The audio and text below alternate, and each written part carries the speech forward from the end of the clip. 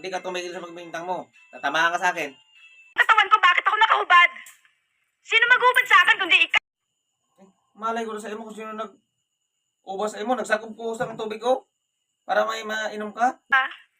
Good morning. Kumusta na pakiramdam ng alaga ko? Mabuti-buti naman ho. Gawa hubad baro mo. Ha? Yung damit mo, ako gawa hubad.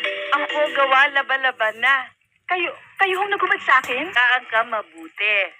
Kaya, punas ko katawan mo. Aling Shuni, huwag niyo na siya pakainin niya. Sabay na kami kakain mamaya.